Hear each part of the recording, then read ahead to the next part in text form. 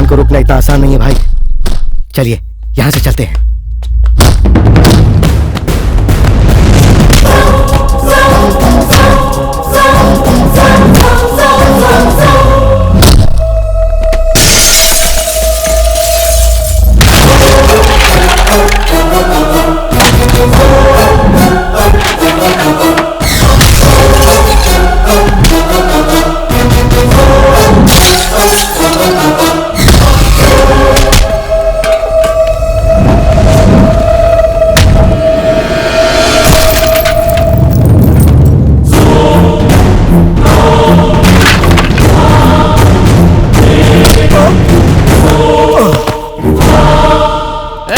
तूने मेरी अंजलि को मारने की कोशिश क्यों की? मैं तेरी जान।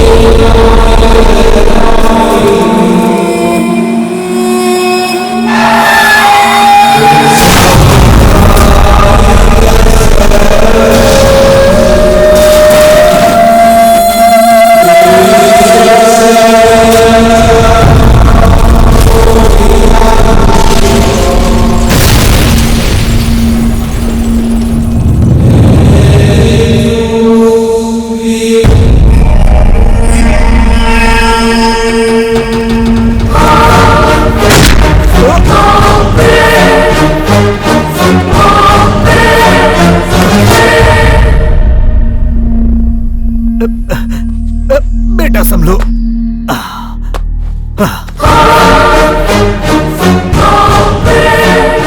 ठीक है अर्जुन, तुम मुझे मार दो, लेकिन मरने से पहले मैं तुम्हें एक सच्चाई बताना चाहता हूं। तुम सोच रहे हो कि तुम अपने बाप को बचा रहे हो, लेकिन सच तो यह है कि तुम उसे मार रहे हो बेटा।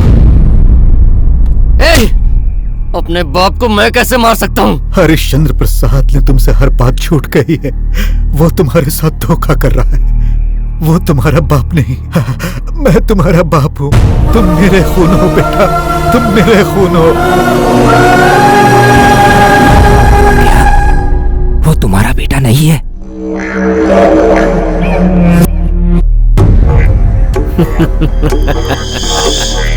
नहीं, अगर तुम मेरे बाप हो तो फिर मुझे मारने की कोशिश क्यों करते रहे हो? मैंने कभी भी तुम्हें मारने की कोशिश नहीं की बेटा। मैंने दुश्मन की हर चाल को समझकर उसे उल्टा करने की कोशिश की है। मैं जब जेल में था बेटा, तब मैं तुम्हें देखना चाहता था। तब पता चला कि तुम्हारी नजर में मुझे दुश्मन बना दिया।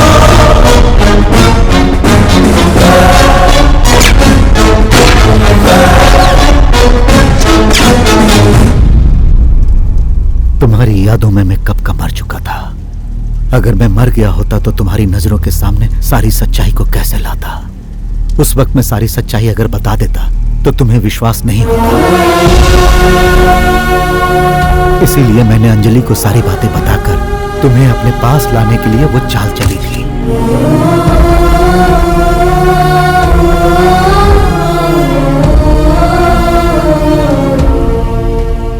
अंजलि मेरा काम करने के लिए राजी हो गई। फिर उसने तुम्हारे दिल में विश्वास जगाया। उसके बाद उसने काम करने से इनकार कर मेरे सपनों को चकनाचूर कर दिया। मैंने उसे भी ये नहीं बताया कि तुम मेरे बेटे हो। दौलत की लालच में अंधा होकर विष्णु प्रसाद जी के साथ हरिश्चंद्र प्रसाद ने तुम्हारी माँ को भी मार दिया और तुझे भी मुझसे हमेशा के लिए दूर कर दिया बेटा। पर उसे मारने उसी के लड़के को क्यों भेजा? उसके हाथों से भवानी शंकर की मौत होने से हम पर कोई शक नहीं करेगा।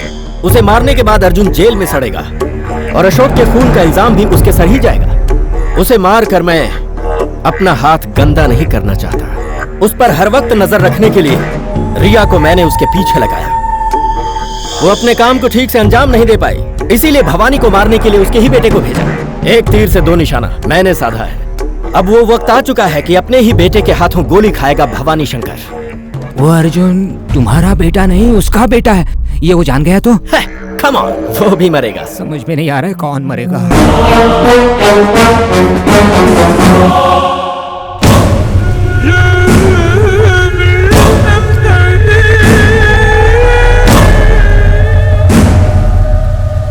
मेरी सांस रुकने से पहले एक बार मुझे पिताजी कहो ना बेटा, पिताजी कहो ना बेटा।